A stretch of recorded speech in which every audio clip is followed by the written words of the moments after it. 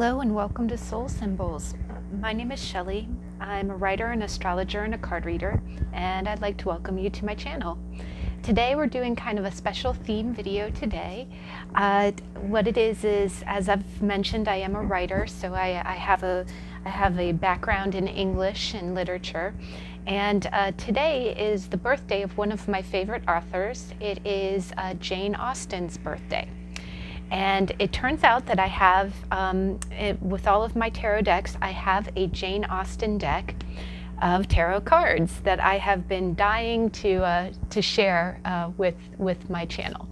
And so since it is her birthday and since it's an excuse to do a special themed reading, what today is going to be a relationship reading that is based on Jane Austen stories. So it's going to be, what is your Jane Austen love story? And what I've done is I've put out 3 different placeholders of different items. I tried to go with things that would have been in Jane Austen's time. So the first thing that we have is, it's a little bit of a crocheted flower, but it's a purple flower. That's item number 1. Sorry, the tail of it is a little stringy. But then the second thing is, it was a little makeshift, but I made a letter and I sealed it with wax. So the second item is a letter, and the third item is a ribbon, and I went with kind of like a cornflower blue ribbon. So what I'm going to do is I'm going to ask you to go ahead, and in a minute we'll pause the video and let you choose your item. And when you choose your item, I will go through and I will, using my Jane Austen tarot deck, which is, this is actually a great deck that was created. There's a book about this deck that was written by Diane Wilkes, who is, I had the pleasure of meeting her during a tarot retreat, and I'm so excited. She told me so many things about the characters in the cards. There were several cards that I had questions about, like, who's this? What story was that? And she was so great. She explained everything, and I had a total fangirl moment. But what I will be doing is I'll be using her deck, the Jane Austen Tarot. I will do a spread with the tarot. The tarot is kind of the meat of a reading, and I'll go ahead and use the Jane Austen cards to do a spread. And then to clarify, I'm going to use some Lenormand cards that I have. This is a beautiful German deck that I purchased on Etsy, and so I will clarify using Lenormand cards. I will also clarify using the Botanical Inspiration flower cards, and these are very beautiful, and they're very, you know, they show a flower, and they have a keyword and a quote. And then to finally clarify, I have a little carnelian flower that I keep on top of my flower cards, so I'm going to keep it all in theme, all 18th century here. And then the last thing I'm going to do is I'm going to to finish off the reading, I am going to go in, and I have conversation dice, so I think that's very apt, it being kind of a literature theme. And I will go in, grab a dice, and we'll see what keyword clarifies. But so that's the theme. We're going to do something special today, and I hope you enjoy. But let me go ahead and I'm going to pause the video. Please pick an item, and I'll see you in a minute.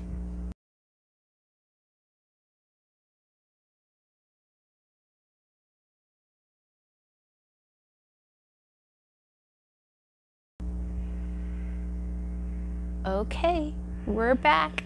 Let me do this. I'm going to go ahead and put our other items to the side for right now, and we're going to start with our flower. So the first item is the purple crochet flower, and let's go ahead and see, what is your Austen love story? Oh, I so love this.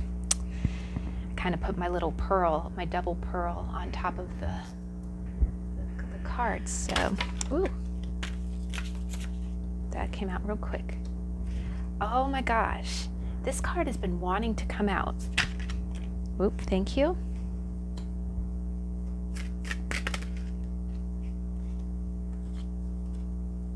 Oh my gosh. Oh my gosh, guys. Ooh, ooh, ooh. All right, I'm gonna take it all. We're gonna take it all. And what I'll do is I'll shuffle these cards real good for each reading, but wow, this is just boom, boom, boom. Oh gosh, it's coming out right next to death. Oh my gosh.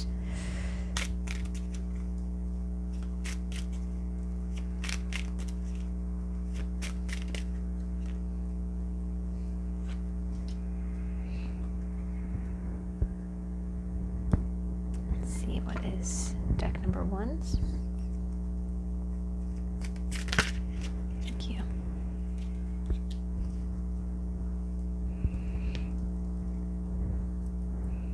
And what is our tile?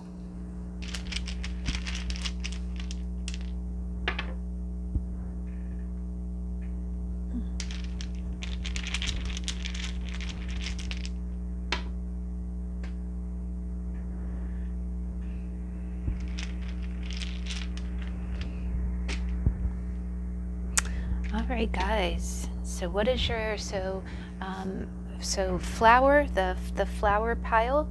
What is your Austen story? Let me just go ahead and get kind of a beat on this.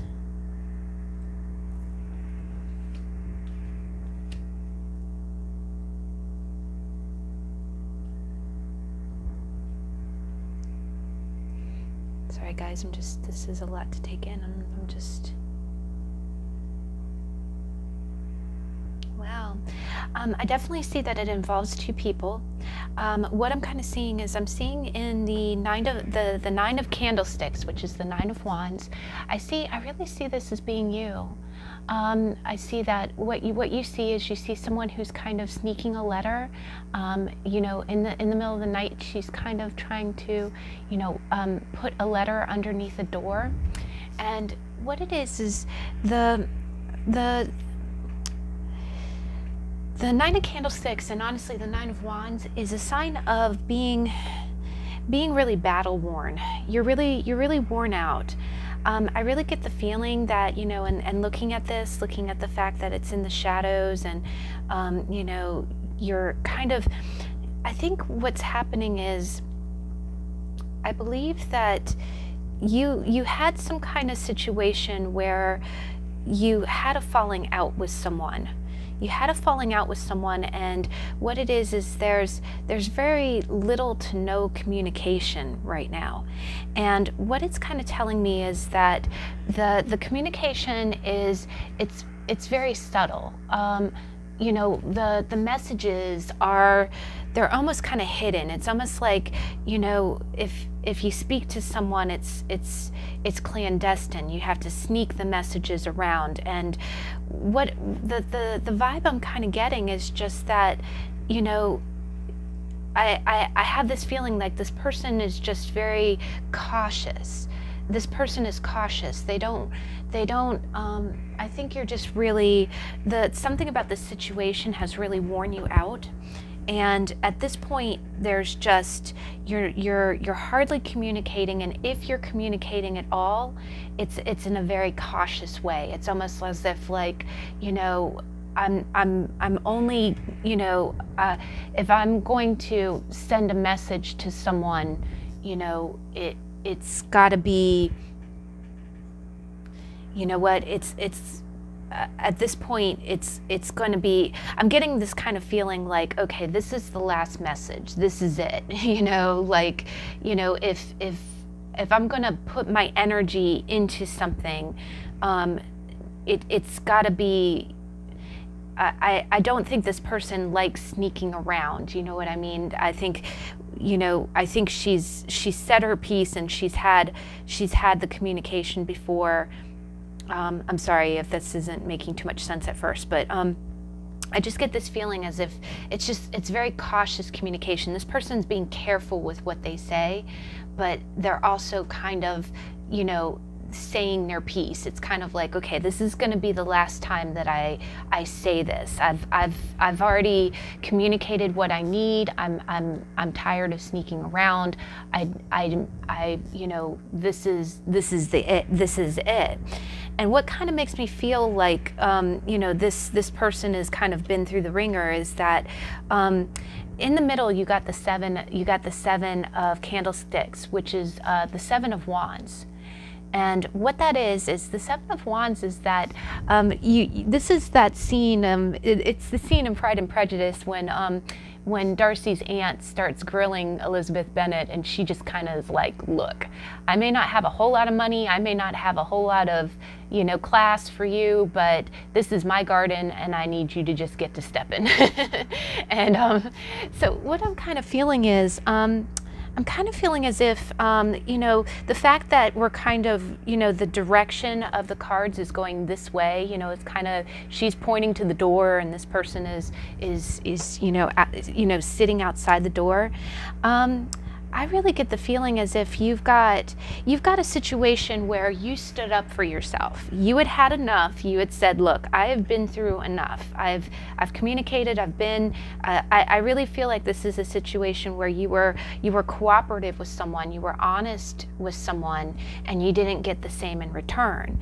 And so at some point, you kind of showed this person the door. You said, "Look, okay, you know, if you're not going to, you know, you're not telling anyone that they have to do what you want them to do. It's not like that, but you're tired. You've had enough. The progression and what I'm kind of seeing is, I have a feeling that maybe you were being very honest with someone and you were telling someone how you feel, and you just wanted,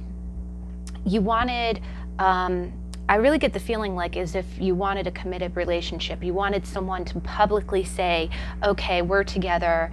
And I think you just wanted very, very mutual, you wanted a mutual relationship. You wanted commitment, and you weren't getting that.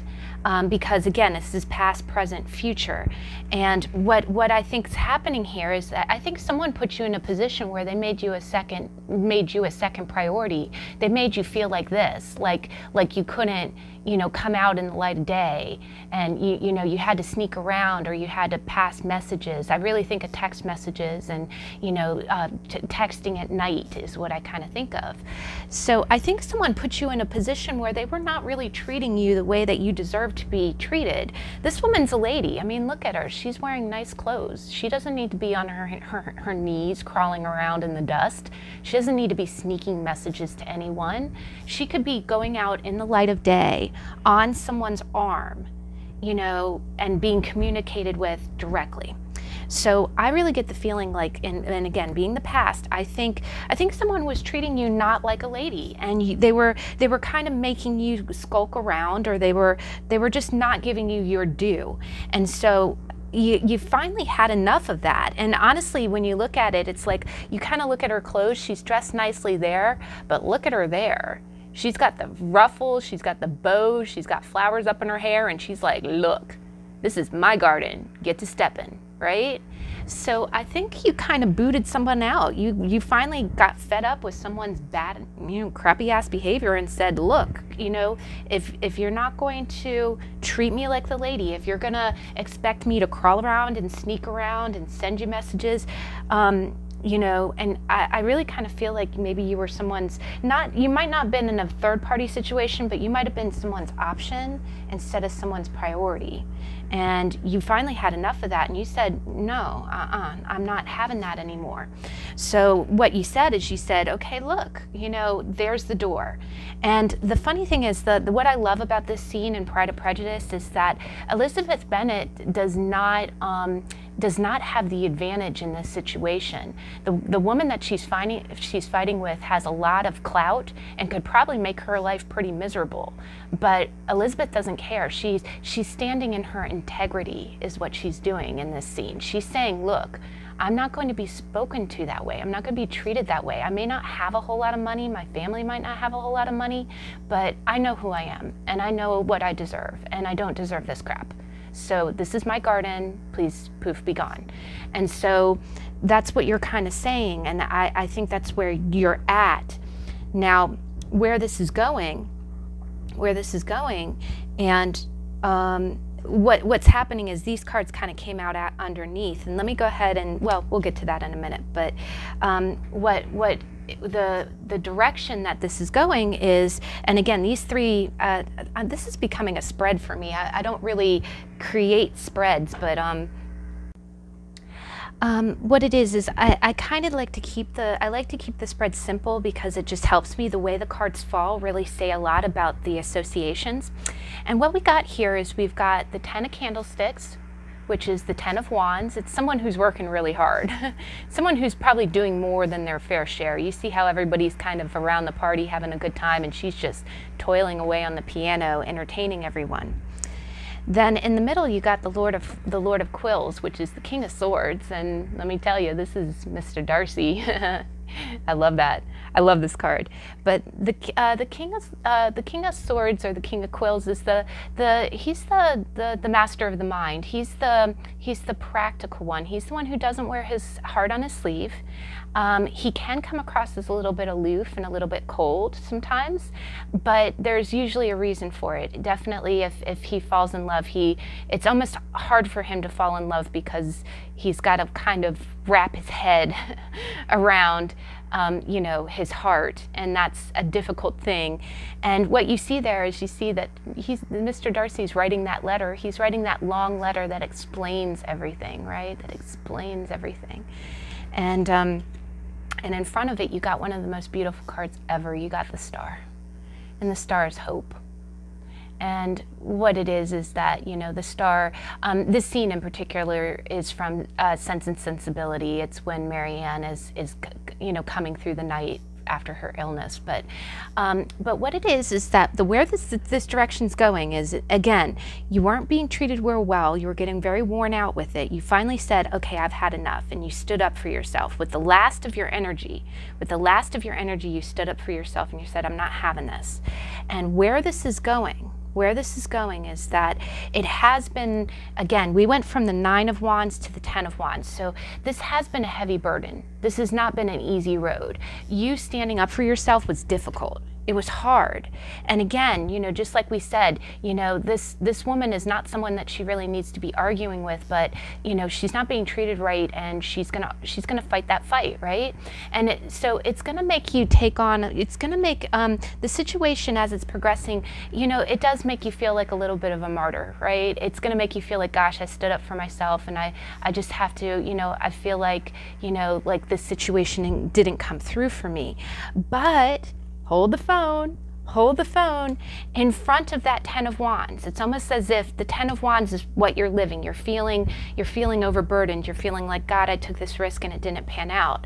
But in front of that, in front of all of those wands, you have the King of Swords and the Star. And oh, baby, you're coming through the night, right? You're coming through the night. It's almost like all that toiling away you're doing. It's almost like you're Marianne Dashwood in that bed, and the star is shining. You're gonna get through this. You're at the end, and also 10s are the endings.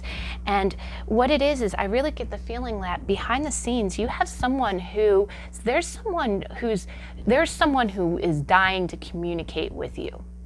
The person who might have subjected you to this, the one who's being all cold, and you know, he likes to write letters, right? If he was making you sneak around and write letters, the person who subjected you to this is going to communicate to you. And look at it, he's got pages there, honey, pages. And the fact that you were so brave and you took on the work, and it was going to be hard, you took on the work. You don't know it, but you're coming up, and again, these are the 10s. This person, you're gonna hear from, you know, you're gonna hear from the person. You're gonna hear from the person. And the other thing is that in the story Pride and Prejudice, he was explaining to it, and this is Elizabeth Bennet too. This is Elizabeth Bennet and Darcy. He's explaining to her in that letter what all this was about, why he was being cold, why, you know, and this is his family too. It's like, I think you know, what's happening is your situation is that you haven't been treated right, but there is someone who's probably the person who didn't treat you right. And again, Mr. Darcy was prideful. He really did treat Elizabeth Bennet poorly at first, but just hang on, because you made the ultimate sacrifice, and you're coming through the night right now, but there is hope. there's hope. Somebody, the person who subjected you to all this is going to got some splaining to do, and he's going to be doing it. You're going to get communication. You're going to get communication. Now, what kind of clarified all this? What clarified this was some beautiful cards. First off, you got the Maiden of Quills. The Maiden of Quills, and in this deck it's Emma. But the Maiden of Quills is the Page of Swords. And the Page of Swords is, and let me promise you, the Page of Swords in traditional tarot is what we like to call the internet peeper. He's the guy who, and again, in this day and age, we all watch each other's social media. We're all guilty of that. But I have a feeling this person who's crafting the letter, what he's doing is, the King of Quills is very strategic. It's almost like he wants to get all his ducks in a row mentally. He wants to say the right thing. You can see he's kind of been drafting, like even on his desk he might have like a few pieces of paper, like he's trying to find the right words. And what might be happening is that person might have been kind of you know, spying on your social media in order to get information for that endeavor. Like he was he wanted to make sure that he had, you know, I have a feeling that this person, your person, and again, you can be a man watching this video, but your person was trying to gather information. They're trying to gather information so they can have the sun. And the sun is that beautiful, yes, you know, the sun came out card, kind of. It is the best card you can get in the entire tarot. And you got it, and what it is, and this is Emma. This is Emma too. So you can see, and actually in this scene it's Emma painting the portrait, but it almost looks like this person's watching her, right? So again, that internet peeping, I really think that your King of Quills is kind of watching you on social media or trying to keep tabs on you, and they might be doing it through mutual friends. That's the other vibe I'm getting. They might be asking friends about you, or if they can't see your social media, they might be trying to figure it out because they are planning this sun moment with you. Look at that. And this is Emma. And it's funny, this move, and in this book, and in the movie, in this scene, she thought that he was trying to be with someone else. And this is the moment when they come true to each other. Like all of the air is cleared. They confess how they feel for each other. They explain, okay, I'm not with anybody else. This is the sun moment. And so now the thing that I see is that definitely you have somebody who's watching your internet or checking in with friends on you because they want this sun moment. Now, but what follows that, and don't be afraid, there's no bad cards in tarot, especially not next to the sun. The sun brightens anything that it's touching. But you got the Death card. Now, what the Death card means is Death card means transformation. It means you're on the brink of something new. And what it is what I love about this deck and this imagery is that this is the scene in Sense and Sensibility when the Dashwood sisters lose their father. Their father passes, and it doesn't mean that anyone's passing away, but what it was is this was the moment when these women's lives changed. And it was the catalyst that transformed their lives and sent them down the path to something really bright. All of Austen's stories end well, but it started with their brother and it started with their mom and them at the time. So what this is what this tells me is that this person, this King of Quills, who is looking to clear all this up, he's definitely gathering information. It's almost like he's analyzing. He's gathering data to figure out how to do this the right way, so to speak. But what would happen is, you know, once he does come out, once the sun comes out and everybody explains what's going on, there is a potential for this being very strong. I have a feeling this guy is afraid. He's a little bit afraid because what happens is after he writes this letter and after he makes this amends, anytime you see the Death card next to a card that could mean marriage or commitment, that means that, you know, it is a transformation. It is like a little death when you go from being a single person to a committed spouse. That's a transformation. That's a death. That is, because what you're doing is you're letting go of your old lifestyle. You're becoming something new. And that's what's at stake here.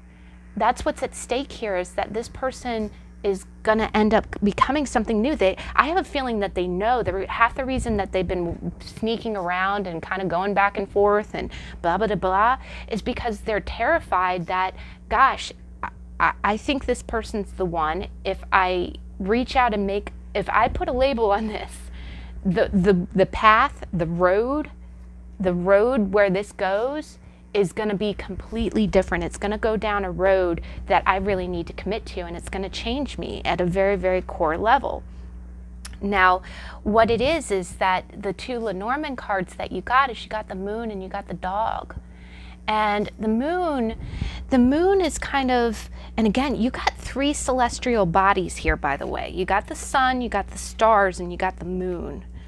And oh goodness, guys, you got the whole, I feel like that's just everything, right? But the moon in Lenormand, in tarot, it can mean fear, and it can kind of mean, you know, a little bit of fogginess or confusion. But in Lenormand, it kind of means that others see your light. It's kind of like your heart, or it's a slightly different meaning. It's a slightly more beautiful meaning. But here I'm kind of getting a vibe of daydreams or fantasies. This person is, this King of Quills knows that a wrong occurred. He's been kind of booted, kicked to the curb, and he wants to come forward and communicate and make that right. But in his head, he is daydreaming. He's kind of daydreaming. Again, the moon is kind of it's a very misty and kind of, he's imagining this future. He knows, it's almost as if he's playing out the scenarios in his mind and imagining where they go. But in his mind, though, is that the dog is faithfulness. It's a loyal friend. And I think as he's having all these daydreams, he knows that he's committed to you.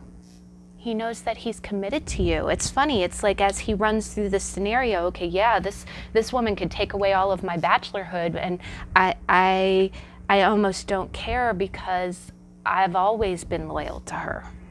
I've always been loyal to her.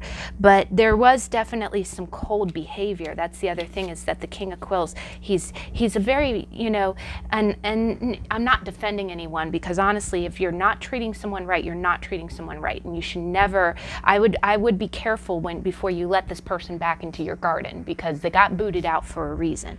But if he actually makes a legitimate explanation, and no one has been done dirty. If anybody's been done dirty, then those are the breaks. But you know, he might have some legitimate reasons, because let's face it, both men and women, we can get cold feet. I know women who are just as much. They don't, you know, commitment is a very intimidating thing. And it's possible that he has commitments to family, because the other thing is that, you know, this person who's kind of stirring up all the trouble is a family member. She's an aunt in the story, and Mr. Darcy kind of has to handle her as well. If you've ever read Pride and Prejudice, he has to kind of handle his meddling family. But then he also was, you know, a little bit, he was very, you know, ungentlemanly as well, so he had to correct his own behavior. Now, the two, the other things that made me think that is that with your tiles, you got elder in reverse. And that really does, this is playing into this. I really think that half of what's been going on is because I really think an older family member has been poking their nose in your business, in your situation. And no disrespect, I definitely, you should always respect everyone's family.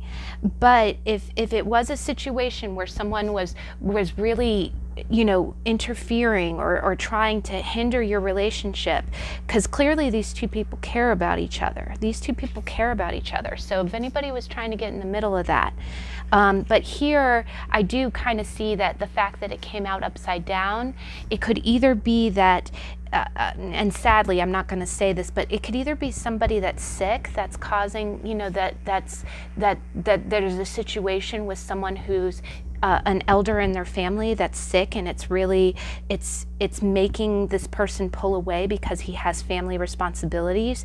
Either that, or I'm getting that there's a woman that is a family member who is an elder, you know, an elder to someone. It could be a parent, it could be a grandparent, who's just kind of, you know, who's telling their child what to do with their love life, and it might be causing problems. Now, the other tile that you got was technology. And technology is where, that's where I definitely thought, okay, we've got internet stalking going, right? Because the Page of Swords is notorious. The Page of Swords just means, also stars does too, because anytime, the other thing about the star is that it does mean hope, it does mean that things will get better, that, you know, it's wishing on a star. But the other thing is, anytime I see, and the fact that this says the stars, so it says, you know, more than one, I always think of, it makes me think of words on a screen. But I do think I am almost positive. And the other thing is, again, you know how I said that they might be going through friends? The fact that I see several people looking up at the stars, and the fact that the Page of Swords has a friend looking at her, and she doesn't, and Emma doesn't seem to be noticing. She's just doing her thing. Like, you might be doing something creative online, and your friends are, you know, mutual friends are kind of reporting back to this person, or this person, I also get the vibe that the King of Quills might be very shrewdly, you know, approaching and very, very smooth, being like, so, hey, so what kind of pictures has Emma been, you know, what's Emma been up to, you know, wink, wink, right? You know, I think he's very smoothly checking up, and people don't even realize that they're giving him information because he's just that suave. Now, we're going to go ahead and wrap up your reading, because, wow, I'm getting into this. I'm excited. This is a fun read. But you got Lilac and you got Pink Rose, and oh gosh, guys. So Lilac, you got first emotions of love. Love is the magician that pulls man out of his own hat. Oh, that's such a tarot reference. Oh, that's so great. And then Pink Rose, you got grace and sweetness. The pursuit of perfection then is the pursuit of sweetness and light. And again, you know, I'm seeing a lot, first off, I'm seeing a lot of light in all of these cards. I see the candle with her here. I see the candle, I see the star, the light in the sky. And then I see the candle you know, in death, you know, in that transformation. So I also just feel like, I feel like this person has been showing a lot of grace under pressure, and I think this person is you. And I think despite all that's happened to you, you've shown great grace and sweetness. You know, you've been subjected to a lot, and you know, and you had to kind of, I just get this feeling like you kind of had to, there were moments where you did not know that you were going to make it through. You know, there was moments that you really felt like, gosh, is this ever going to end? And you handled it with a lot of grace. There were things that were very murky. And again, the moon is, you know, lack of clarity sometimes. You don't know, you're kind of going forth blindly. But the Lilac, I think, is so beautiful because it says, love is the magician that pulls man out of his own hat. And the magician is the manifester. The magician in tarot is the one who creates their own destiny. But I always love the smell of lilac, and I think Pink Rose is just, isn't rose just the symbolism of love and connection? So, but I hope you guys are, that's awesome, guys. So we're gonna go ahead and we'll do this. I'll go ahead and keep all of your cards together. You know, there's plenty of cards in this deck, so we'll go ahead and we'll do it this way. So, and that is you, flower number 1. And here we'll go ahead and put your tiles there too. All right, so item number 2, and I'm sorry, it did turn out a little wonky, but this is my lovely handmade envelope. It looks a mess, but it's great. It actually has real wax on it. It has real wax on it. I have a friend who actually has one of those insignia. Ooh, sorry guys, can you see? They has one of those insignias where when you pour wax, they actually seal their envelopes. So I got a Christmas card from her that was just so beautiful. It had the letter of their name stamped on it. But all right, so item number 2, what is your Austen love story? Thank you. These are just flying out.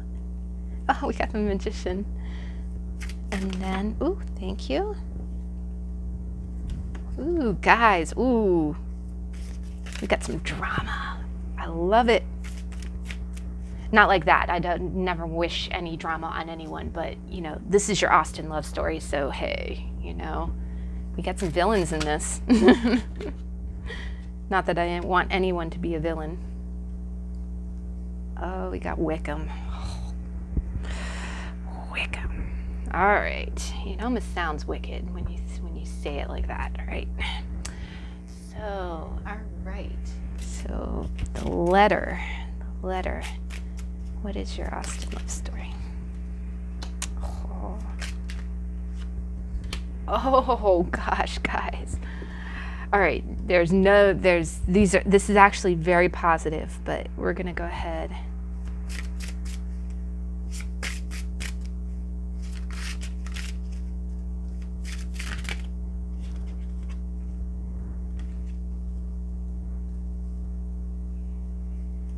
All right, here, let me do this. They were kind of sticking out, but I'm gonna make note of it. If it's meant to come out, red rose. Hidden secrets.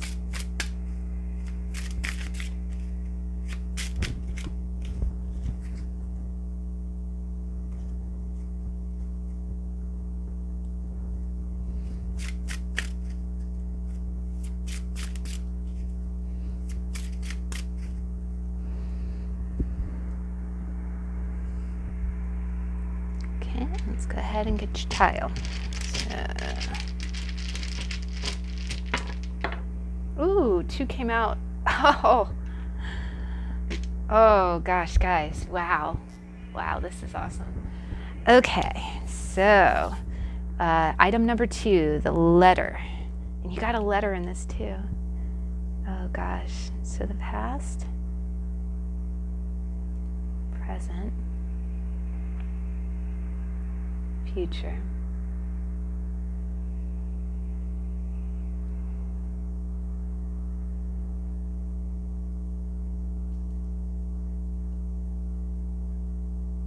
Wow. All right. So now the past of your situation, you got the magician and you got justice. And justice is great. Actually, I kind of lamented on this in the last deck, but the last pile. But what it is this is the letter that's written from Mr. Darcy to Elizabeth Bennet that describes she had accused him of a few things, and he's like, well, we're going to air this out. I'm going to write you a letter. And you got a letter. You got a letter, right? That was your thing, right? That's the letter, right? Here we go. Here we go now. But what I see is that the magician is that, and we did a How to Tarot not too long ago about the magician. The magician is the manifester. He's the one who goes out in the world and he creates the things that he wants to create. And you can see he looks powerful. It's almost like he's speaking from, you know, with intention, and you can kind of see in the background, you know, you kind of got a cup, you got a candlestick. He has all of the elements in front of him, and he creates his world. And here you can see that he has everybody in rapt attention, like everybody, he's very charismatic. He gets people to follow him. He's definitely the type of person who, I kind of think of those entrepreneurs who get people to back their product. That's kind of what I think of when I see this magician in particular. And so I do think that in the past, what was going on is that, and I get the feeling, you know, you can be a man or a woman watching this reading, but I get the feeling that the past to this situation is that the person that you're dealing with, I get a feeling like the person you're dealing with was the magician. And because they kind of look like the same person, they look similar, right? The person writing the letter and the person who's doing the magicianing, if that's a word. But so this person, and again, in the story of Pride and Prejudice, what it was is that, Miss Elizabeth Bennet had a perception of Mr. Darcy that was not a good one. And in one of their conversations, she let him have it. She's like, you're this, you're that, you've done this to people, you've done that to people, and how could you? That makes you a despicable person.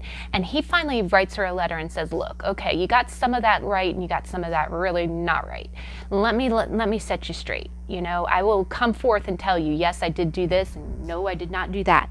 And so what I have a feeling is, I have a feeling that that's your situation. You have somebody who had his motivations. This person is almost like Mr. Darcy writing the letter. He's like, okay, let me tell you what I did do and what I didn't do. And so what it is that in the past, this person needed, they were manifesting something in your life, and this, it feels like you're masculine, but assign it as it applies. You can be a man or a woman watching this reading, but you're masculine, or the person that you're dealing with, he needed to start something in his life, and he had the opportunity. That's the other thing, is that the thing about the magician is that he has all of the elements of the tarot in front of him. He can create really great things, and he's charismatic about it. I mean, look at this. It looks like he's either preaching and has everybody following him, or I think of the entrepreneur. I think of someone saying, look, I have this great new product. You want to invest in me? This is what I can do. See what I can do. And so that's what this person was doing. Now, what it is that this person in the past they were manifesting. They were taking the opportunities in front of them. They were taking the elements and creating something. And that takes a lot of effort. It takes a lot of work. It doesn't just happen. You have to actually, the universe can't just drop it in your lap, So what this person was doing, the magician, was creating this life. He was going out, maybe he was going out and work. Maybe he was, getting a promotion at work, or working his way up the corporate ladder. Maybe he was creating a new product, or he was just building his life the way that he wanted it. Now, what happened was, again, this being in the past, you probably looked at that and thought, gosh, the way that I see it is you look like you were manipulating, or you just kind of had, I'm not going to say that you had a bad perception of what was happening, but you didn't have a clear perception of what was happening. So he might have been, and again, Mr. Darcy was not all right in the story. He did some crappy things. He did some kind of shady things. He did do a few things to undermine Elizabeth Bennet, but what it was is that he wasn't all bad and he wasn't all good. And that's where I'm kind of getting that story with these two cards. It's like, okay, yes, this happened. Not too long ago, your person went out in the world and they manifested some stuff. Now, what they manifested brought them a lot of, you can see how nicely dressed he is, and you can see how calm he is. It's almost like, yeah, I did that. But you might have had some misconceptions. Maybe what he was doing kind of looked different from the outside, or maybe they kind of walked away from you a little bit in order to go focus on the manifestation that they were doing, and it made you feel like you were at a distance. I notice that too. Sometimes I get a little judgmental when I don't know what's going on, when no one's telling me or no one's keeping me in the loop. And that's kind of what I feel like. I feel like you were left out of the loop. And it was because your person was legitimately busy, but that's no excuse. And they did do a lot of good things, but they did also some things that you weren't aware of, or that haven't really been made clear about. So the Justice card talks about that, and traditional tarot, and we're going to be talking, we're going to talk about justice tomorrow, actually. So stay tuned for that. Tomorrow we have a tarot on justice. But justice is the weighing of the scales. It is the saying, okay, yes, you sit in front of the judge, and you're your what you did and what you didn't do is weighed. And that's kind of what I'm seeing here. It's almost like Elizabeth Bennet is getting the skinny on things. She's saying, okay, you were wrong here, you were right here, but it is, I think this is so perfect for being justice, because it is in weight, it's in checks and balances. It isn't, you know, it isn't that, okay, you did this and you were all wrong.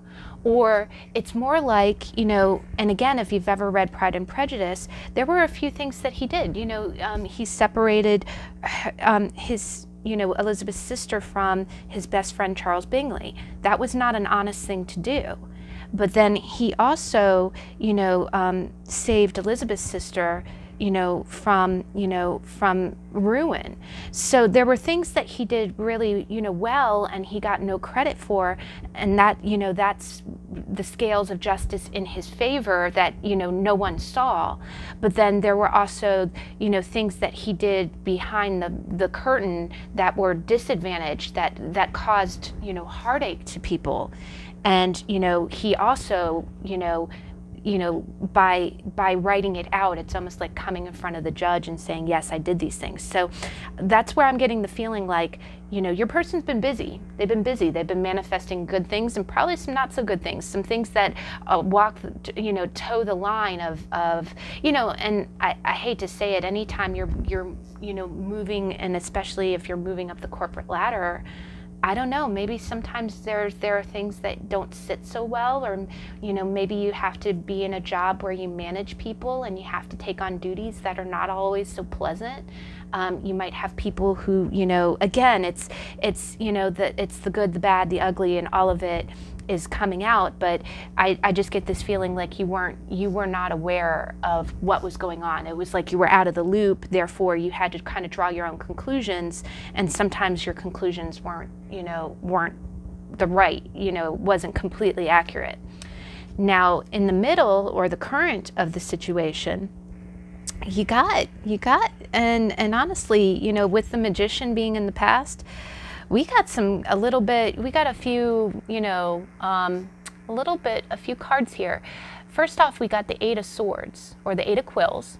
And what it is you see somebody who's watching someone play the harp. And again, I'm familiar with all these stories, so I know what story this pertains to. But I'm not 100%, but I'm almost positive that this might be, you know, given the saber and the fact that it looks like a Navy uniform, I think this might be Frederick Wentworth in Persuasion.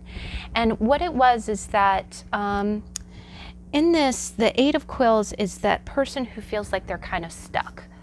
And what it was is, and again, you don't have to know all the Austen novels, but, you know, long story short, this was someone who was denying his feelings for his true love, but he was kind of flirting a little bit with this other younger woman who was very talented, very beautiful, but he wasn't quite, you know, feeling her, but he was entertaining her because he was still feeling a little bit, you know, rebuffed by his love. So here you see someone who's standing politely and watching the person play the harp, and he's entertained, but his hands are clasped behind him. It looks very formal. It doesn't look like, you know, all-encompassing love, but he's standing there because, you know what, he has to. He kind of went down this path towards this other person, and it was a little bit spiteful to the other person. So again, you know, I have a feeling that, you know, then, you know, beneath it, you've got the Five of Cups. And the Five of Cups is that card of, the Five of Cups is that card of looking at three spilled cups and not noticing the two cups behind you. And the Five of Teacups on this deck is Elizabeth Bennet and Wickham. And Wickham is, he's a sly guy. He's a crafty character. And the fact that we kind of have a magician that's going into someone who feels stuck with someone else, and someone who you have the Five of Cups underneath, and the fact that these two characters is Elizabeth Bennet, what I'm seeing and where this is going is, I have a feeling that your person is a crafty person. Your person is a charismatic person. He knows how to survive. He knows how to get where he needs to go in the world. And he's not a bad person. He's not a bad person, but he is definitely, he knows how to get his needs met, and he knows how to, he knows how to carefully manipulate situations. So I have a feeling that you, and congratulations, you're the Elizabeth Bennet in this situation. I think you see that. You see clearly what this person does. Again, you saw the magician and you said, look, you know, you kind of called the magician out, like, okay, I see you doing stuff. What are you doing? Because, you know, it looks like this to me. It looks like this to me. And what happened was, this person probably didn't like the fact that you called them out. This person loves you, the magician loves you, but they don't really, I get the feeling like they don't like the fact that you kind of call them on their crap. And can I just say for the record, that is probably number one, the sign that you're meant to be with someone. I'm sorry, the best wives in the world are the ones who can call their hubbies out on their crap, and vice versa. And vice versa. Whenever a wife is being a drama queen and the hubby can, in a very gentle and respectful way, be like, baby, you're flipping out, you need to calm down. Well, never tell a woman to calm down, but you know what I mean. The hubby has the way of getting them to rein it in, right? But what I'm seeing is, I'm seeing you as that person. The magician was off doing his thing, and you were like, that looks a little shady to me. What you doing? What are you doing? And you know, the person kind of came back and was like, well, I'm doing my thing. You don't need to be questioning me. I'm doing my thing. And then where that led is because they felt like, well, you know, that girl questioned me. You know, she called me on my crap. I don't need that. I have a feeling your person, because he didn't, you know, he wanted to be free bee, you know, he wanted to do his own thing. He probably started flirting around a little bit. He probably started talking to other people, and I definitely get this. And the other thing about this story is this person is a younger woman that's very attractive. So he probably wanted to, you know, I really get the feeling like you started talking to someone who really kind of, and honestly, when you're in the magician mode, sometimes you think your poop don't stink. That's the other thing, is that sometimes when you're manifesting things, you think, oh, I can do no wrong. You know, if this girl questions me on what I'm doing, I'll find someone younger, prettier, right? But I have a feeling that that's what he did. He liked the attention, and he kind of flirted around with other women who might have been younger, who looked different than you, that, you know, might be on paper, you know, quote unquote, better than you. But then he got there. You know, he said, okay, I don't like that other girl questioning me. Let me come over to this cute young thing. And he was bored. He was like, gosh, okay, I'm in the presence of this, you know, younger, prettier, talented woman, but this isn't what I want. This isn't, you know. And the other thing is, what the feeling I'm getting is, gosh, he's almost missing the fact you call him on his crap. I'm getting that, guys. Please forgive me. I'm reading this, and I'm so I knew I was gonna have fun on this reading, gosh. But he's like, damn, I kind of miss that girl who was all sassy with me. I miss the girl who calls me on my stuff. And what happens is, he ends up kind of like this man. He's gonna end up coming back around and telling you, he's gonna be like, damn, well, you know, I did go out with this other girl. Nothing happened, but she wasn't you, and I feel like an asshole. I hope I can say that on YouTube. But he's basically gonna, you know, again, he's gonna try to make you feel a little bit like you weren't good enough, or that, you know, who are you to question me? And then he's gonna go out and explore a little bit, but then all that exploration is just going to kind of leave him feeling stuck. It's going to leave him like, why did I go down this road? You know, all that glitters does not, you know, all that glitters isn't gold. The grass isn't greener. It wasn't greener. And definitely something might not have happened. In this story, nothing happens. It's not like I don't think he's being promiscuous. But I do think that he was trying to get away with something, and then it ended up with him coming back and kind of eating crow, like, yeah, I did. I went play in the field. It was not, the grass wasn't greener. And then you end up feeling like an idiot. Either that, or, you know, this person doesn't want to talk to you anymore. You know, she kind of knew how you were. And if you were honest about it, you know, you wouldn't be stuck in, you know, you wouldn't be stuck in that situation. situation of feeling like an idiot, you know, because, but that's also, I'll in defense of your magician as well, is that, you know, life, you know, committing to someone for a long time is a scary proposition, and a lot of people do want to kind of, for lack of a better term, sow their wild oats. I don't encourage that. I think that's stupid. But, you know, the guys who, you always see it. It happens quite a lot where you have a good connection with someone, and then you have a stupid breakup, and then they start rebounding or seeing other people, and then those other people are not you. Now, the other thing that I'm also seeing with that is that I think that this person, when they go out with other people that aren't you, they see, they're reminded of you. I think that's the other gut feeling that I'm getting, is it's just like, you know, gosh, you know, I just, you know, I thought I was, you know, going for something better than you, and then I ended up seeing you or getting glimpses of how you are and everybody else, and I was just stuck. I was miserable and mourning over what we had. Now, the direction this is going is the future.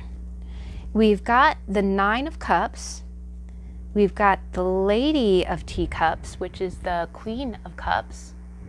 So Nine of Cups, which is that blissful card. It's like almost like a blessing, a boon. The Queen of Cups, and you got the Four of Coins. Now, the Four of Coins can be holding on to something. The Four of Coins can be holding on to a situation that you might need to let go.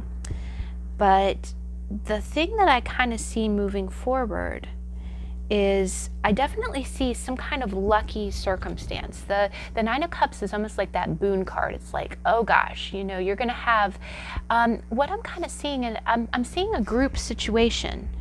I'm seeing a group situation, and she's sitting at the table too, because when you see it, she's sitting to the right, you know, the Queen of Cups is sitting to the right of the person at the head of the table.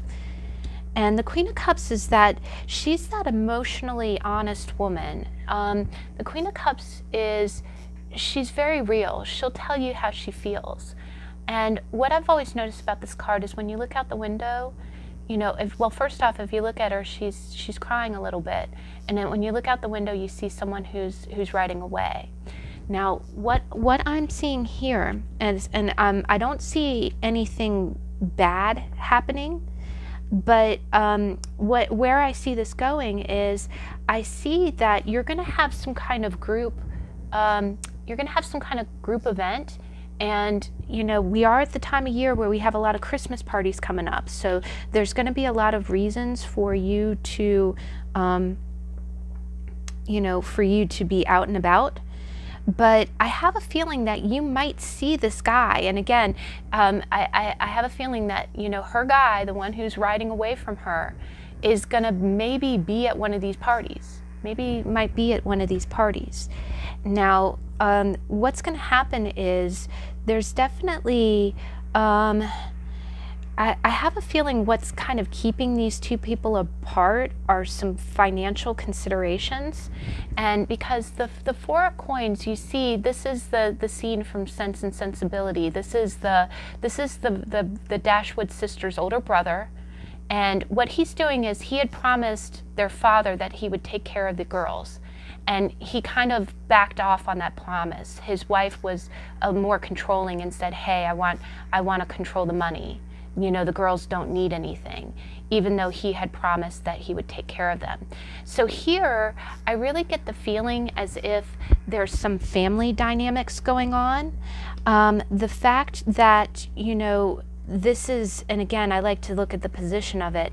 The fact that the Four of Pentacles is the root of the problem, and then what looks like you, or the Queen of Cups, or, and again, if you're a man watching the reading, it's you, this would be your woman, this would be your feminine. It would be the one that you had to ride away from. And you can see he's not galloping, he's kind of walking slow. It's almost like he doesn't want to leave.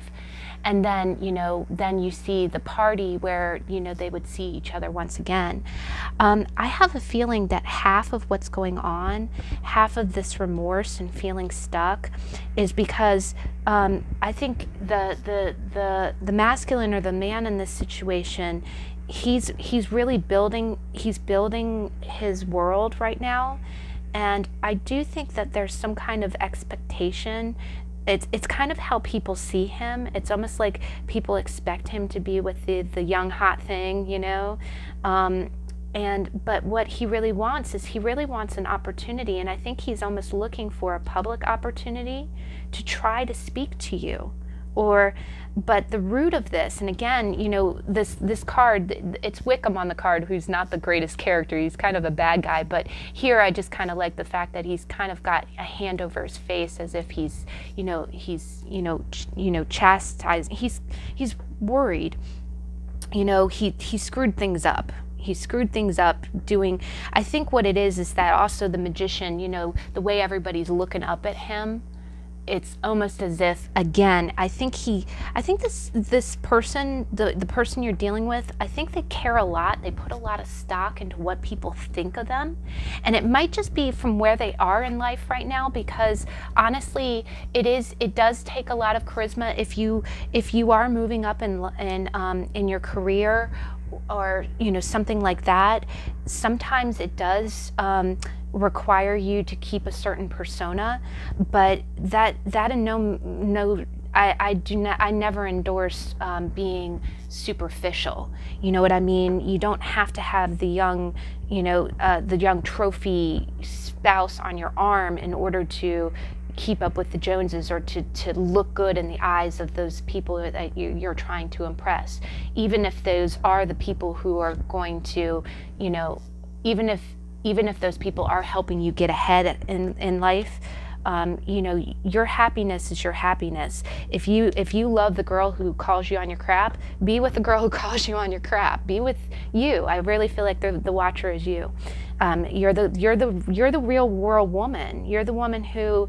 And I also feel like you are not these fancy women. Like, you see how simply she's dressed. She's not wearing, you know, head to toe silk. I think you live in a very practical way, and I think that's one of the things that your person loves about you, is that you're not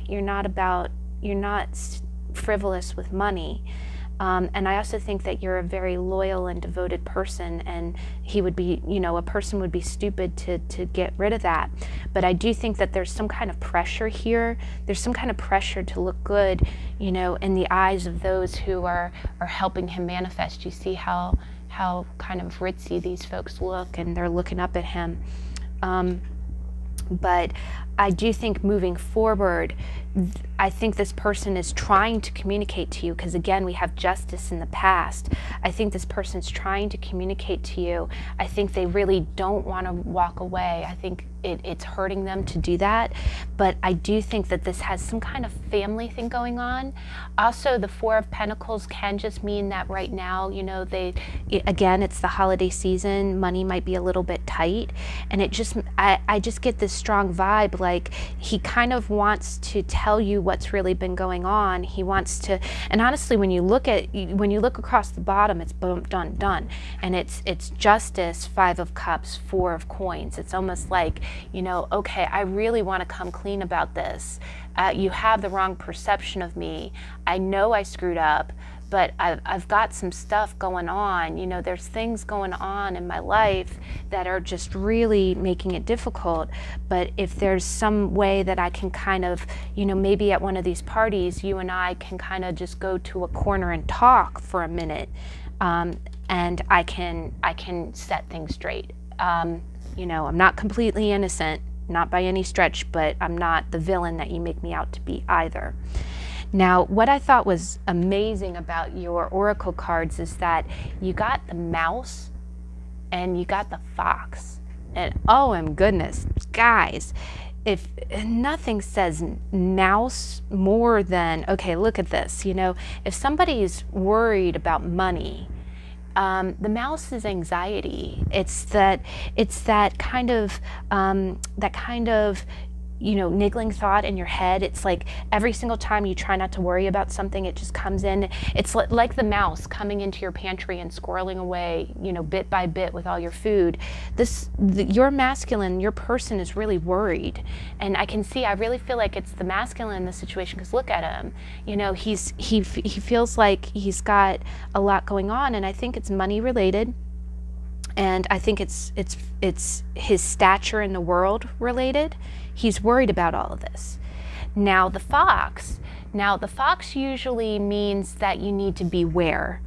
And again, Wickham is not the good guy in the stories. He is out for his own means, both physically and money-wise. So he's not the character that you may want to trust fully. But what the fox tells me in this context, and the fact that we kind of have the Four of Pentacles, is I think that this person, and again, the Dashwood brother, he was under a lot of pressure. He was kind of being bossed around by his wife. He had the weight of his father's last wishes on his mind. He had to make the tough decision on what to do for his stepmother and his half-sisters. And I think that just puts everybody in a real survival mode, right? Foxes are very sly. They are seen as being, they're seen as being manipulative. I do honestly think of the magician when I think of a fox, because they know how to get what they want. They know how to, they're very sly. But the other thing about the fox is that they do mate for life. I've said this before, foxes mate for life, but the thing is, they have to have their needs met first, and it's almost kind of like a root shock. It's almost like an inflicted root chakra kind of thing. They feel lack. That's what it is that a lot of this self-preservation is like a sense of lack. I have to make sure that my needs are met first before I can meet anyone else's. And I think that's the position. That might be kind of the root cause of what's going on with you in this person. It isn't that the person doesn't love you. I think they love you very much, but they have to walk away because they got to go over to the things that they have to handle. And it's almost putting them, it's putting them in a state of great anxiety. They're worried about things all the time, and it's making them look after number one. It's almost like they don't have enough energy to look after number two. Not that that's an excuse. That is absolutely not an excuse. But, the other thing that I thought was interesting is that we got politics. And, so the fact that you see the magician, he almost looks like a politician, right? Right? And what do politicians do? They have to be socially acceptable. They have to be socially acceptable, or at least appear that way, because, many of them are not. And again, being the fox, politicians would probably be best personified by a fox, really. And then you also have the Four of Pentacles, I think politics too, and that could be family politics. But we also got the word fancy, which, and that's, in that circumstance, again, I think this person, I think the fancy plays into, again, the person they care about what other people think. They want to stay in the good opinion. They want to look the part. They want to look like they have it all. They want to look like they're the responsible, they've really, I think in his mind, this is how the person wants to be perceived, as the politically correct, well-dressed, respectable, reliable. But there's definitely some areas that we're falling short, and it's because of some deep-rooted, either money problems or family problems. And again, this is definitely a family card. This is one thing that I love about this deck is, whoa, darn if that don't scream family. Families stuff's going on. And I do have a little bit of empathy anytime I see the mouse come out next to something, but you do want to use caution, I would say that, because the person you're dealing with they're coming through, they're dealing with societal pressures. It looks like they're dealing with money issues. They're also dealing with family pressure. And I think that is putting them in a place where they're going to have to put number one first. And if that means putting you second, you don't have to deal with that. You don't have to deal with that. But if, I will say this though, if they come forth and they're forthright about it, if they say this is what's going on, no, I have not been an angel, but I had to do what I had to do. And if nothing that they did was that terrible, if they did not hurt anybody or, you know, mess anyone around, then I would say, you know, maybe give them a little bit of a chance, because foxes aren't all bad, but they are sly. Now the red rose, I think, is beautiful, and boy does this play into it. Hidden secrets. 3 things cannot be long hidden: the sun, the moon, and the truth. And guys, whoa, look at this. I mean, seriously, hidden secrets. Hidden secrets. I mean, some of the things that have come out in this, right? And what did we just say? If this person, you know, if this person can really come forth and be true, then more power to them. But I would definitely say, just, you know, be cautious, but that's a pretty powerful Jane Austen love story you guys got going there. So, all right, so that was the letter. I had a feeling the letter was going to be a powerful one, and that hidden secrets keeps wanting to flip. So, all right, guys. All right, so let's go ahead and, oop, I keep knocking my camera. Sorry, guys. All right, so last item. Sorry, my chair is creaking a little bit. Last item, we got the blue ribbon. And I was trying to go with items that I thought really kind of summed up the time period. So let's go ahead and let's organize my stuff here. Okay, now let's go ahead and see, how does the blue ribbon, what is the blue ribbon's Jane Austen love story? I'm having such a good time with this, guys. Oh, yes, you guys got my man there. I'm sorry, I won't tell you. I'll let you guess which one is my favorite Jane Austen hero. He's so hot. They're all hot, but all right, sorry. Oh, yes, yeah, buddy. Oh, all right, no fear. You got one of my favorite cards, and not story alert, but we'll get into it. But no fear. Okay. So, pile number 3. Thank you. Got 3. Done. 6 of coins. Oh, yes. Awesome. Oh my gosh. Let me just tell you, in this deck, the High Priestess is Jane Austen herself. Isn't that awesome? I'm so enjoying this. I'm an English nerd, and you've got to forgive me, but I'm enjoying this way too much. And the fact that we had an excuse to do a love reading, and this is just great. But all right, so the blue ribbon, please clarify. Oh, okay. Blue ribbon, please clarify.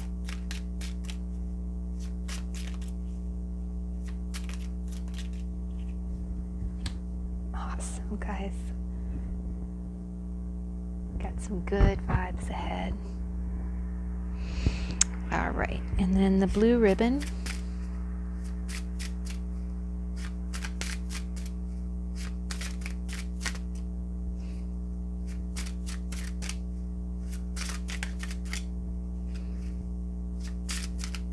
Ribbon, what is our flower message?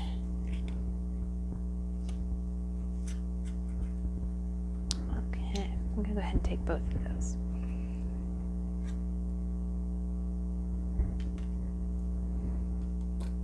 Or all 3 of those.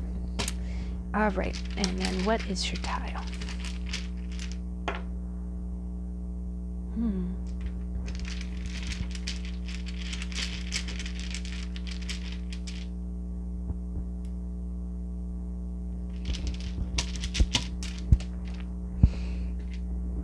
Okay.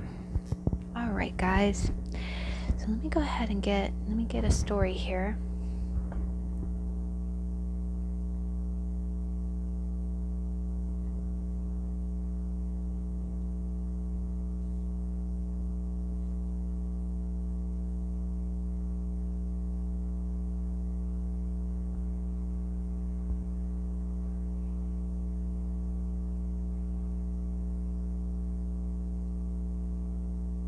Sorry for the silence. I'm definitely just, I'm pulling together all the energies here. Now, I see in the past that, you know, what it is in the past, I see two people. I see, and the Lady of Coins is the Queen of Pentacles, and in this deck, oh, you see where my mind's going. In this deck, it's Eleanor Dashwood. And Eleanor Dashwood is the elder Dashwood sister, and what it is she, you know, she's really the rock of her family. She's the person who helps keep everybody on the emotional level, even when she had a lot of, you know, heart-wrenching things happen. And she was put into a position where they had to deal with a lot of fiscal hardship, and she kind of had to sit back and watch the man that she loved. You know, she almost had to kind of wait. She never knew when if he was going to come for her or if things were going to work out. But yet she remained steadfast. She never lost her head or got emotionally overwhelmed. She always just stayed very steadfast, and that's such a Queen of Pentacles type of mentality. Now, underneath, you got the three of Candlesticks, which is Three of Wands, and I was chuckling because this is Frederick Wentworth, who is my favorite hero. He's from Persuasion, and if you ever get a chance, there's a great movie that just the depiction of all of the characters is fantastic. But what you see is that what it was is that he, in his story, he went out, you know, to fight a war, and then he came back. But at the time that he left, he wasn't sure if the, you know, his love interest, if he had been kind of, you know, turned down for love, even though, you know,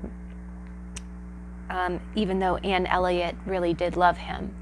But it was almost a good thing that the events happened as they did, because he did need to go. He went out into a war. He was a sailor, and he came back. When he came back, he had accomplished everything that he needed to accomplish. Now, the commonality that I see between these two people are these are two people who are uncertain if the other person wants them. And when you look at it, she's looking out. You know, she's painting, but she's looking out the window as if, you know, wondering as if, you know, if her love is going to come walking up the steps, right, the front steps. And then he's looking out and he's planning, but the expression on his face is like, you know, it is that pained expression of, gosh, you know, I'm leaving love to go out into the world. And you see three masts of ships. So those are the three wands. And he's got a globe in his hands, right? So the vibe that I'm getting is, and the fact that it's the Queen of Pentacles, I get the feeling like, you know, you and your person cannot be together. You love each other. You know that you love each other, but it's almost as if that has not been clearly communicated to one another. And it's almost as if neither made the move, right? Because look at it.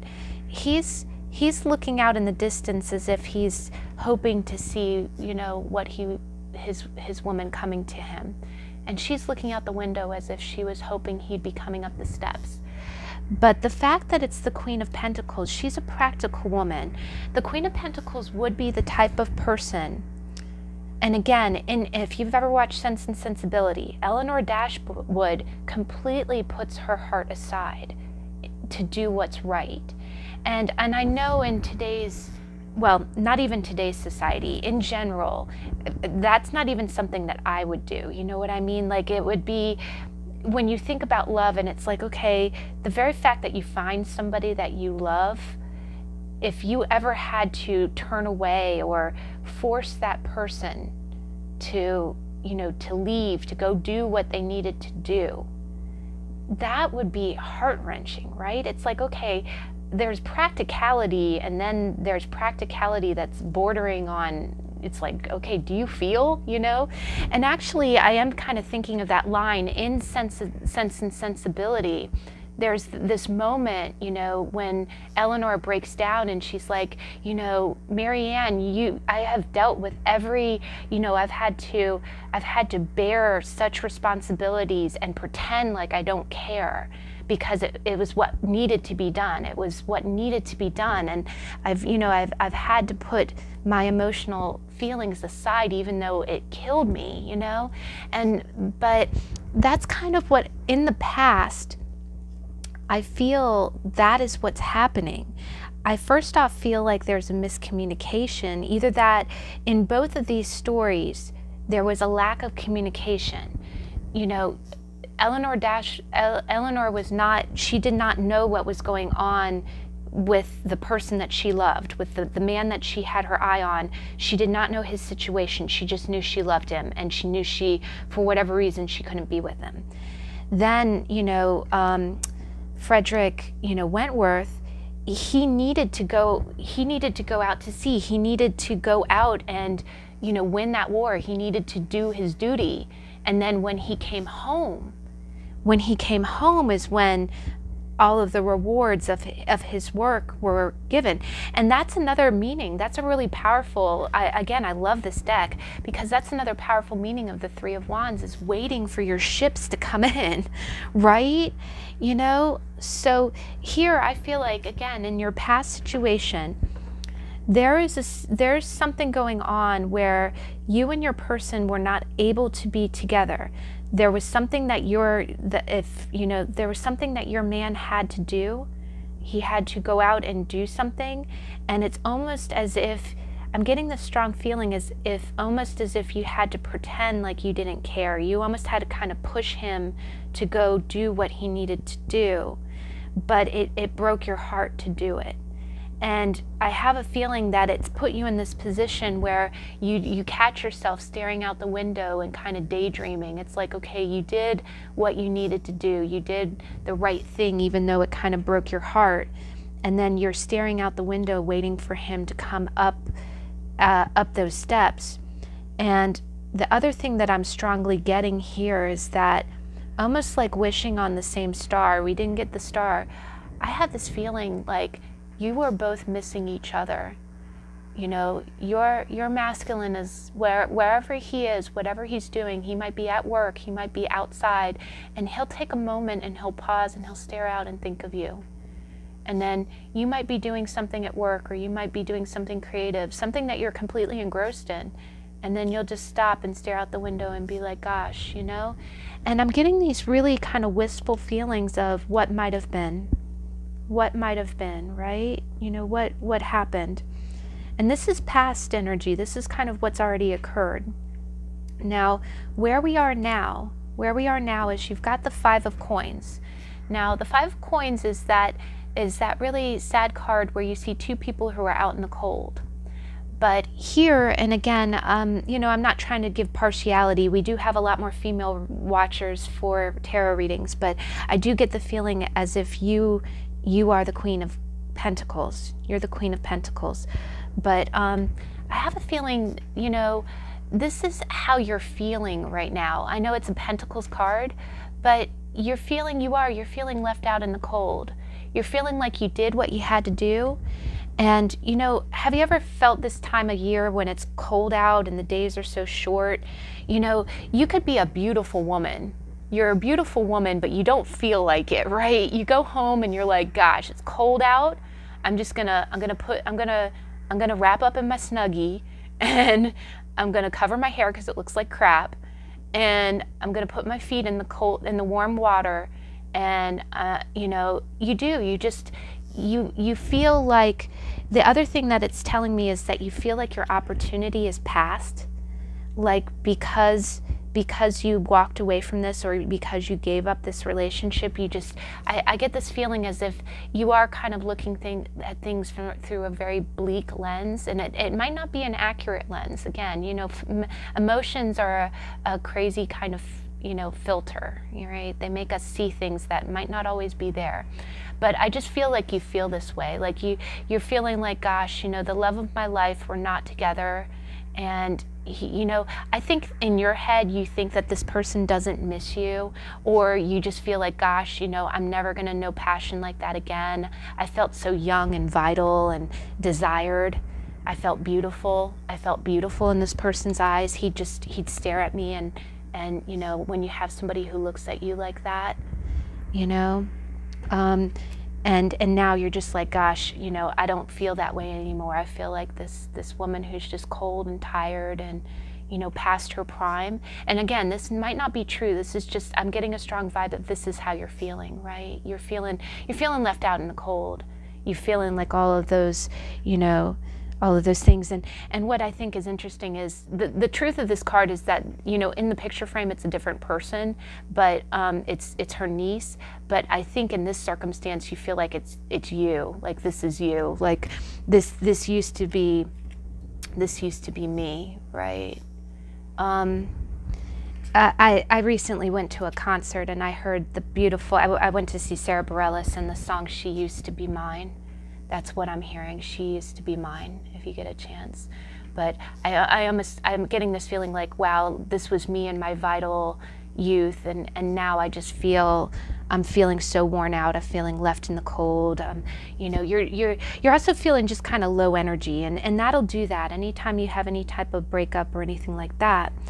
But underneath the 5 of coins, you got the Tower. And I'm sorry to get excited. I know a lot of people fear the Tower, but I love the Tower in this deck. I love the Tower.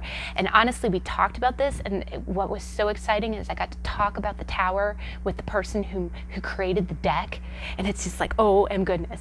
Because what it is the Tower, and this is the scene from Persuasion. It's from the scene from Persuasion. And what it is, and I won't tell you, I'll let you read the book or watch the movie, preferably the movie. That's a good there's several good versions. But what it is the Tower is when something sudden happens and it resets everything the way that it's supposed to go. And so many people fear the Tower. They think, oh gosh, something bad's gonna happen. It's gonna happen suddenly and it's gonna be painful. What you don't realize about the Tower, and if you ever watch Persuasion, the Tower moment when Louisa falls from the wall and she hurts herself, and it turns the tide of the entire story. She was not meant to end up with Wentworth. Anne was meant to end up with Wentworth. And if the Tower didn't come along and create this event, that course would not have been taken. They would have continued down the wrong path. And that is what I love about the Tower, is that what it's telling me is these two people were separated, and it was a painful separation, and they're both honorable people. The other thing is, these are both hardworking people. You are a hard person, you're very industrious, you're a hardworking person. Your masculine is very hardworking, and he's missing you. And just for the record, he doesn't look at you like this. He doesn't think that, and even if he did see you like that, this is how he's looking at you. He's looking at you with the eyes of love, by the way. Just so you know. Just so you know. But the Tower is coming up. So what's happening is you're feeling the loss of love. You're feeling like, you know, like your time has passed, that your opportunity has passed you by. Your opportunity has not passed you by. The Tower is occurring now. And it's going to knock everything. The Tower is crumbling. The foundation that was faulty. Something was not built on a strong foundation at first. And it resulted in you separating. You separated for the right reasons. You separated. And the other thing about pentacles and, you know, even globes is their stability. Pentacles are stability. They can be physical and financial stability, but they're like, it's almost like building a house. You have to have the right foundation. Otherwise, it's not going to work. And what happened was, maybe you're both you're capable. You're both capable. You're both able to be stable. You're both able to have a very long, you think these two people can't have a long-lasting relationship with one another? No, I don't think so. This looks like the real deal. These two people look like, if they set up a little, you know, they got a little chateau next to the water, that would be, they could live there forever. But something happened you know, for practical reasons. Someone needed to go do something, or someone, and the other person had to let them go. And it caused pain. It made them feel like, you know, like their one opportunity was gone, but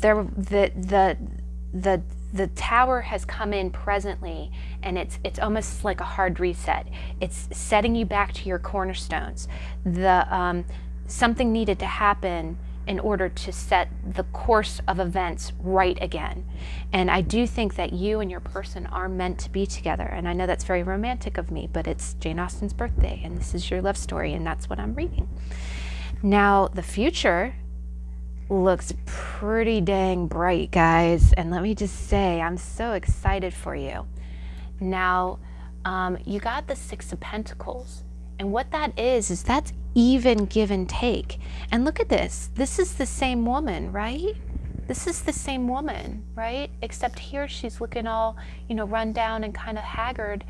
And then here she's looking much happier. And she has, it's almost like, again, you know, I feel like, again, that song, She Used to Be Mine, I feel like you're kind of regenerating. You're kind of, you know, remembering, you know, who you used to be, right? I think part of this lack too is to reset yourself. Sometimes we become very codependent in relationships. We get, you know, it's like a drug. You when someone loves you and shows you attention, you become so connected that you want to hold on to them. You want to hold on to them. But really, sometimes these type of breakups or these separations are very helpful. They teach you how to be self-sufficient. They teach you that you don't need anybody else to be happy. But the Six of Coins also means equal. It means that whatever has been given in the past, you are going to get in return. You're going to get back what you've been putting, you know, there's going to be some balancing of the scales. And it might be financial. It might eventually be financial. Now, the next thing that I see is underneath the Six of Pentacles is you got the Ace of Candlesticks, which is the Ace of Wands. And, you know, that's a powerful new start. It's a new spiritual beginning. And underneath it, you've got the High Priestess. And for the record, this is Jane Austen. This is her. This is her. And she's got a cat at her feet. And she's actually, it doesn't even say the name of the book she's reading, but this is our girl. This is our birthday girl today.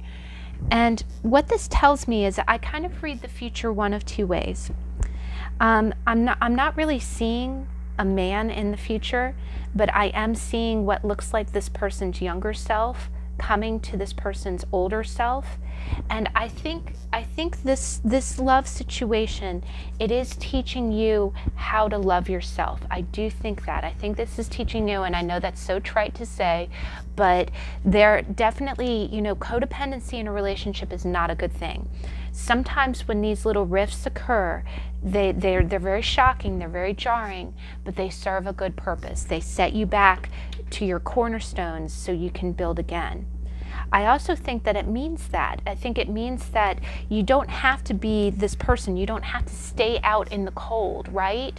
You can still love again if it's with this person when they come back, because again, he's out doing things, right? He might still be out doing things. It doesn't mean that he's gone forever. It just means that while he is gone, while you are waiting for him to return, why not work on yourself? Right? Why not work on yourself? Be kind to yourself. Know that, you know, even if you are, you know, older, even if you feel like this is your love of your life and you're never going to find anybody better, don't put those preconceived notions in your own head. You are going to have a great life with or without somebody. And here, I really feel like, and I've been seeing the Ace of Wands a lot lately, I feel like you have a great new beginning, a great new spiritual beginning. And what I love about the end of your story, besides the fact that you got Jane at the end, is that, again, while you're waiting for this person, the High Priestess is mystery. You don't know what's going to happen, right? You don't know how the story's going to end. She's still writing it, right? So what's beautiful is, yes, you love this guy and he clearly loves you. Look at it. He's almost looking at you.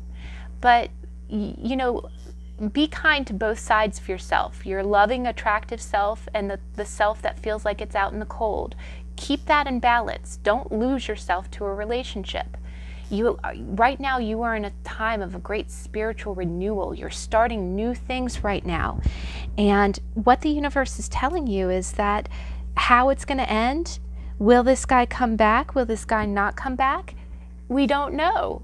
We don't know yet, because just, you know, work on loving yourself, work on moving forward, and then we'll see where it goes, right?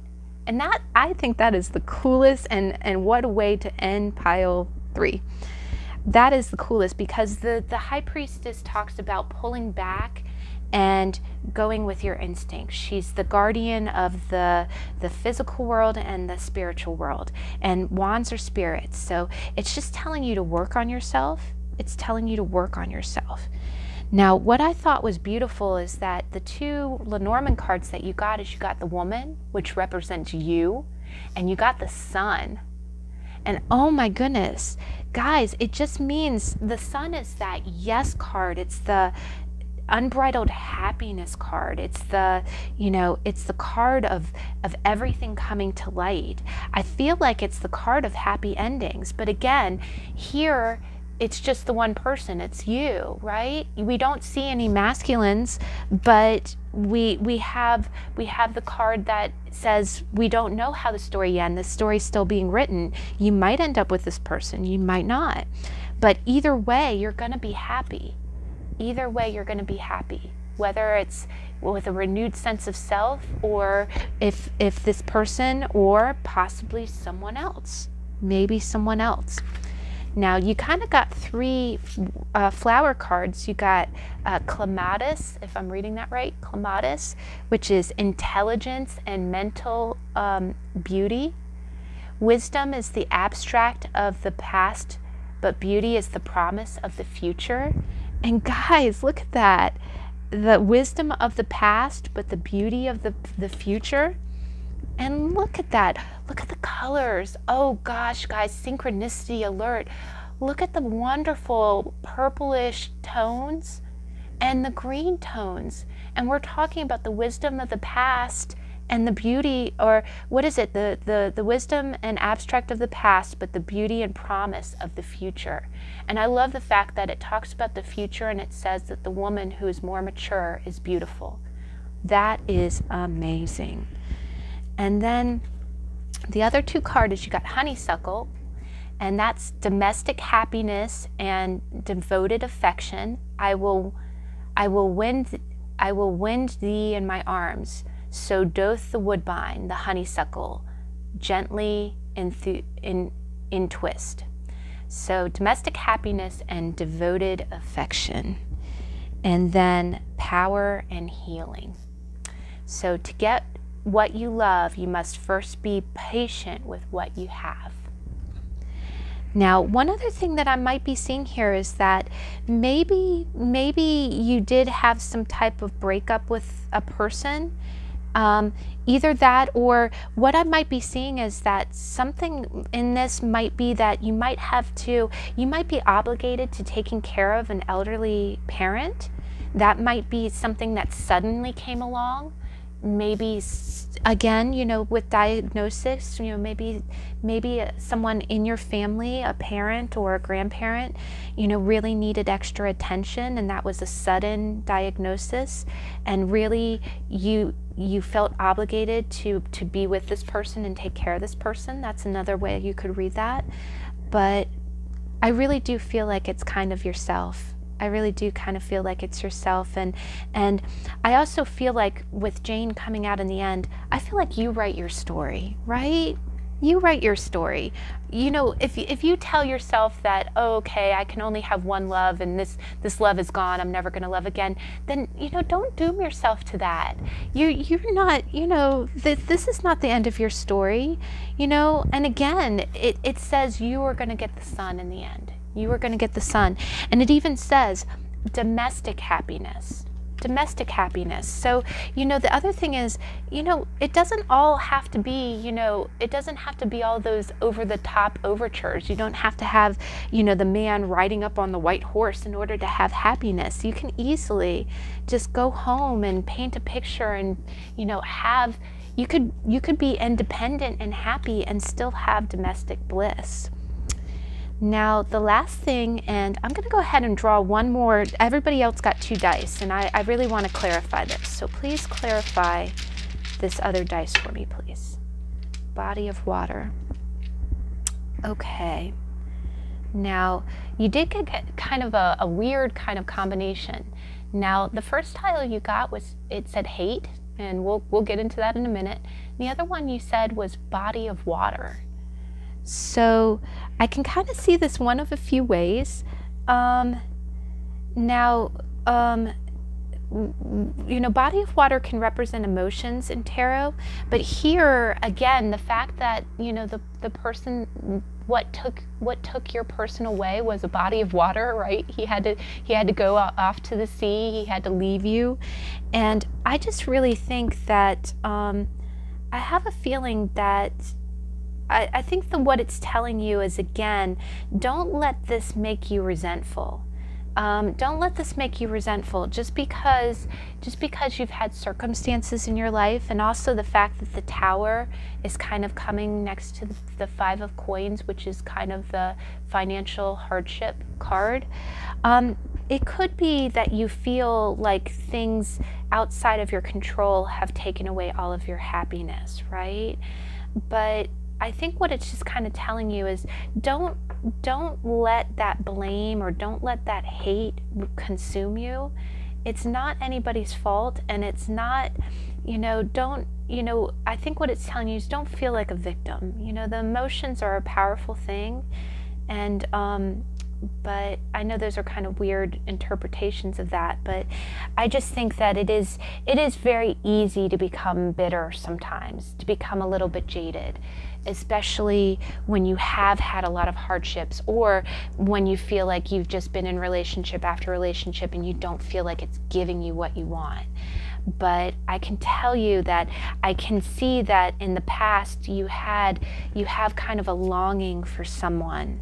You have a longing for someone, and that person might come back. It's that's unknown right now. That's unknown. But and you have had some dramatic things happen to you, but just know that the Tower that's a positive card. I actually get kind of enthusiastic when I see the Tower in this deck, because it means that if anything has gone off course, if either you or your person has gone down a path they were not meant to go down, it's going to right itself. But the advice, what the universe wants you to do is, the advice is, the universe wants you to get balanced. They want you to be, you know, you be vibrant in yourself, and that would be your best course of action, because no matter how the story ends, you're going to be happy. All right. So guys, oh wow, this was a super long reading, but I enjoyed that. Oh my goodness. And I'm gonna go ahead and I'm gonna leave Miss Jane right on top because it's her birthday, and that was an awesome read, and I so enjoyed that. But please stay tuned tomorrow, because tomorrow is How to Tarot, and the How to Tarot is going to be Justice. So please feel free to check that out. It'll be posted at 7 a.m. and again, it contains readings, just like all of my posts have a reading that are special for you. But I thank you so much for joining me today, and I had a great time, and I look forward to seeing you in the next video. Bye.